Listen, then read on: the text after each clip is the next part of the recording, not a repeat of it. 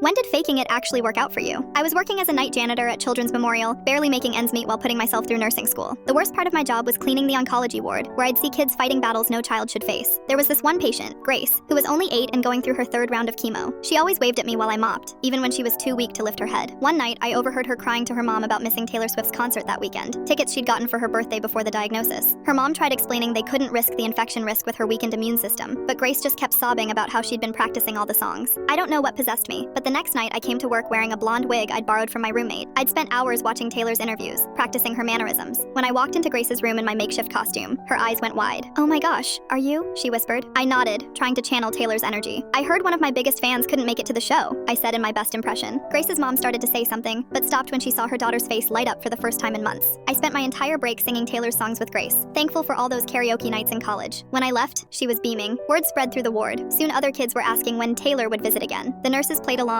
even the ones who clearly knew I was just the janitor. Every few nights, I'd do my Taylor visits, singing to different kids. I bought more props with my grocery money, a guitar, better wigs, even some sparkly outfits from thrift stores. Then one night, my supervisor caught me mid-performance. I thought I was fired for sure. Instead, he pulled me aside and said the hospital's reputation had improved dramatically. Patient satisfaction scores were up, and kids were responding better to treatment. 2 weeks later, Grace took a turn for the worse. Her mom found me and begged me to come sing to her. I spent that whole night by her bed, singing every Taylor song I knew until my voice was gone. Grace held my hand and whispered, "I know you're not really her, but you're better." I broke down crying right there, but Grace just smiled and said, "Real Taylor wouldn't clean my floor every night or know my favorite Jell-O flavor." The next morning, my supervisor called me into his office. I thought someone had finally reported me. Instead, he handed me a letter. The hospital board had created a new position, entertainment coordinator, with full benefits and tuition assistance. They wanted me to expand my program to all departments. I accepted on one condition, that I could still clean Grace's room myself. 3 years later, I finished nursing school and started working in pediatric oncology. Grace beat her cancer and still visits me. She's 15 now and laughs about how she knew all along I was faking it. Last week, she brought me a Taylor Swift concert ticket, real ones this time. "For all those nights you pretended," she said. "Now you can see the real thing." But honestly, those nights singing in the hospital, watching sick kids forget their pain for a few minutes, those felt more real than any concert could.